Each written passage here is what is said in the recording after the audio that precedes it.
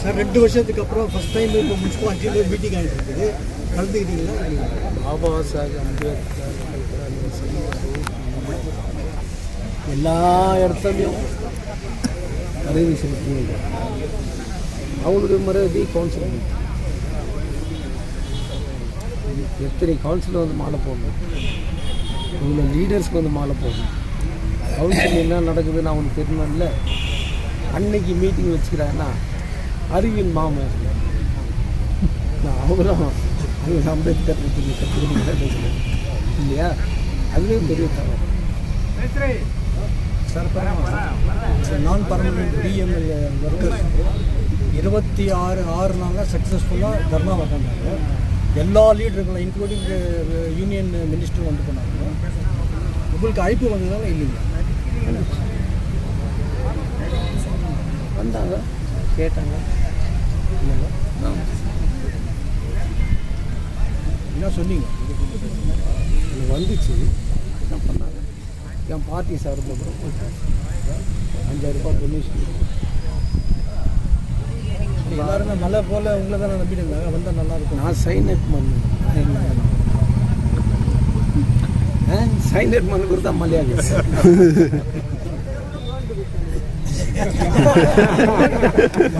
மழையும் சைடு மலை மாதிரி கூஞ்சிக்கிட்டுங்கிறாங்கல்ல, என்ன பாறை மாதிரி கூஞ்சிக்கிட்டு நான் சொல்கிறாங்க. வேறு என்ன அதுக்கு பதிலே இல்லை. சரியா? இதுக்கு ஒர்க்கர்ஸ் என்ன சொன்னீங்கன்னு நான் வரலங்கன்னு சொன்னேன். சரி, என்ன சொல்ல விரும்புகிறீங்க? யாருக்கு? அவங்களுக்கு. சென்ட்ரல் மினிஸ்டர் வந்தே ஒன்றும் பண்ணல. நான் ஆஃப்டர் ஒரு கவுன்சிலர் நான் என்ன பண்ணேன்? என் பவர் இருக்கும்போதும் அவங்களுக்கு சலுகை செய்து இது வரைக்கும் எந்த லீடரும் செய்தது. ஒரே இடத்துல வேலை செய்கிறவங்க பிஎம்எல்ல ஸ்குவாட் வரனா கவகமான இறங்கி ஓடுவாங்க. பார்த்துக்கிறீங்களா? அந்த காலகட்டம் இருக்கக்கூடாது. பிள்ளைங்க கூட அதே இடத்துல தானே வேலை செய்யணும். அவனுக்கும் பஸ் பாஸ்க்கு ஒன்று வாங்கிட்டு இருக்கோம் தான். கரெக்டுங்களா? 4 நாளைக்கு தீபாவளின்னு சொன்னால் இன்றைக்கி எஸ்சிஎஸ்டி ஃபங்க்ஷன் தான் இருக்குது. சிஎம்டி உட்காந்துக்கிறாரு. எல்லாரே உனக்கு தெரியும் கேஜர் தீபாவளி நான் எப்படி பஸ்கெல்லாம் கறி தோசை இட்லி சாப்பாடு தேங்காய் இதெல்லாம் சொன்னாங்கல்ல. அதே மீட்டிங்கில் பேசி மறுநாள் போனஸ் வாங்கி கொடுத்தாங்க. பிஎம்எல்ல இறந்து போயிட்டால் பிஎம்எல் தொழிலாளர் பிள்ளைங்களுக்கு தான் வேலை. வேட் நான் பிஎம்எல் பண்ணி கொடுத்துருந்தேன். வெறும் பிஜிஎம்எல் எம்ப்ளாயி பிள்ளைங்களுக்கு தான் கொடுக்கணும். 160 பேருக்கு இங்கிலீஷ்க்கு வேலு வந்துருக்கோம் அப்பாயின்மெண்ட் வாங்கிட்டு அதில் என் கையிலையும் ஒரு 10 பேருக்கு கொடுக்கணும். உண்மை தானே? எங்கே அந்த விசுவாசம்? எவங்கிட்டனா ஒரு 10 ரூபா கொடு எனக்கு அப்பாயின்மெண்ட் இல்லையே. இன்னும் எவ்வளோ அரசியலில் சுத்தமாக இருக்குல்ல. அரசியலில் எவ்வளோ சுத்தமாக்குறோமோ அவ்வளோ நானே என் குடும்பம் சுத்தமாக இருக்கும். பட் என் குடும்பம் சுத்தமாக இருக்குதா இல்லையான்றது எனக்கு மட்டும் உங்கள் டிமாண்டு சால்வ் ஆகிறதுக்கு எது சார்? ஒர்க்கர்ஸ் சால்வ் ஆகலாம். கம்யூனிஸ்ட் லீடர்ஸுங்கெல்லாம் கூட அசூரன்ஸ் கொடுக்குறாங்க. மீனாட்சி சுந்தரம் சார் கூட வந்து அசூரன்ஸ் கொடுத்துருக்காங்க. உங்களுக்கு எல்லாருக்கும் நான் அப்பாயின்மெண்ட் வாங்கி கொடுக்குறேன். ஒரு தொழிலாளியும் 3000 2000 முடிஞ்சவளுக்கு சேர்த்து 39 லட்சம். அதில் 5 லட்சம் ரூபாய் லாயர் ஃபீஸு. மிச்ச ரூபாய் எங்கே போச்சு? அவங்களுடைய அப்பாயின்மெண்ட் எங்கே போச்சு?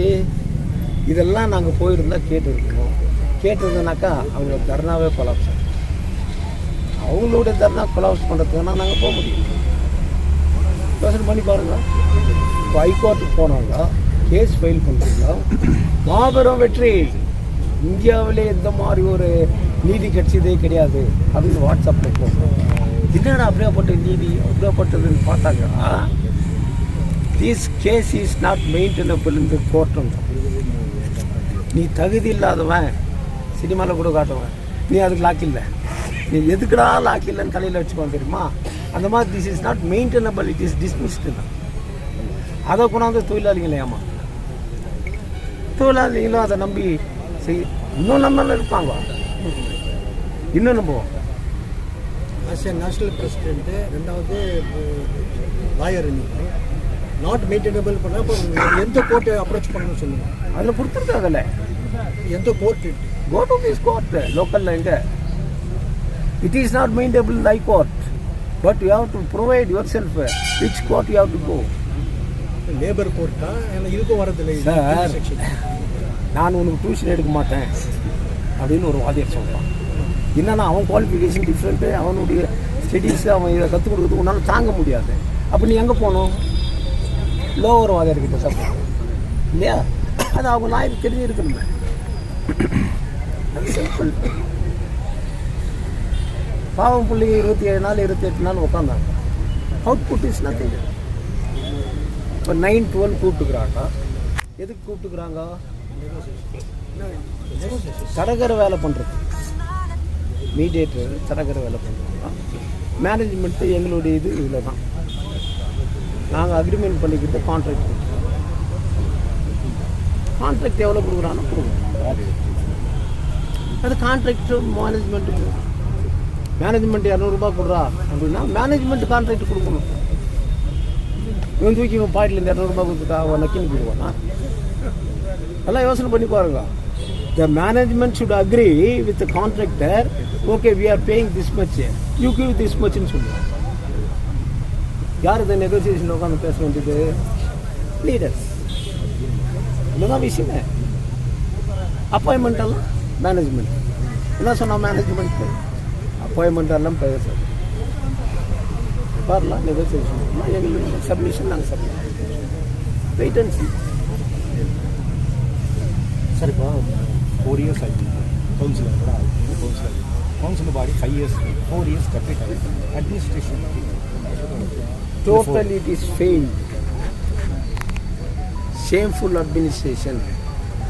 We are all taxpayer in a normal India, including you, me, everybody. First class road to 7th class, straight and cross. ஏதாவது உங்கள் மன நீங்கள் கேட்ட கேள்விக்கு பதில் நான் சொல்கிறேன். நான் கேட்ட கேள்விக்கு நீங்கள் பதில் சொல்லணும். ஏதாவது ஒரு ரோடு நல்லா இருக்கா சொல்லுங்கள் சார். நீ அந்த ஊருக்காரர் தான் சார். நீ மீடியா நீ கரெக்டாக சொல்கிறது மாட்டாங்க. யாரும் நடுவில் நீங்களும் மீடியா தான். நான் யாரையும் குறை சொல்கிறதுக்காக இல்லை. பட் அவர் தவறுகளை சுட்டி காட்ட வேண்டியது இட் இஸ் மை டியூட்டி. செய்திருக்காங்களா? இல்லை. ராஜ் கால்வாயெல்லாம் க்ளீன் பண்ணணும். ராஜ் கால்வாய் மேலே வீடு கட்டுறதுக்கு ஆசை நகரில் கமிஷனர் இன்ஜினியர் தர்ணா உட்காடுறாங்க sir. Their capacity is only sitting dharna. அது நீங்கள் நானும் செய்ய வேண்டிய வேலை. These kind of municipalities. Municipal commissioner meeting ಹೋಗಿದ್ದಾರೆ, ಡಿ.ಸಿ ಹತ್ರ ಹೋಗಿದ್ದಾರೆ. ಎಲ್ಲಿಯಾದರೂ ತಾವು ನೋಡಿದ್ರಾ? ಡಿಸ್ಪ್ಲೇ ಮಾಡಿದಾರಾ ಬೋರ್ಡ್ನಲ್ಲಿ? ಇವತ್ತು ನಾಳೆ ಈ ಮೀಟಿಂಗ್ ಇದೆ, ನಾಳೆ ಇಷ್ಟು ಗಂಟೆಗೆ ಇಷ್ಟು ಮೀಟಿಂಗ್ ಇದೆ. ಪಬ್ಲಿಕ್ ಬರೋದು ಹೋಗೋದು, ಪಬ್ಲಿಕ್ ಬರೋದು ಹೋಗೋದು ಆ ಸ್ಥಿತಿನಲ್ಲಿ ತಾನೇ ಇದೆ. ನಾನು ಕಮಿಷನರ್ ಸರಿ ಇಲ್ಲ ಅಂತ ಹೇಳೋದಾ, ಇಲ್ಲ ಚೀಫ್ ಇಂಜಿನಿಯರ್ ಸರಿ ಇಲ್ಲ ಅಂತ ಹೇಳೋದಾ, ಇಲ್ಲ MLA ಸರಿ ಇಲ್ಲ ಅಂತ ಹೇಳೋದಾ? ನೀವು ಯೋಚನೆ ಮಾಡಬೇಕು. Public is the superior.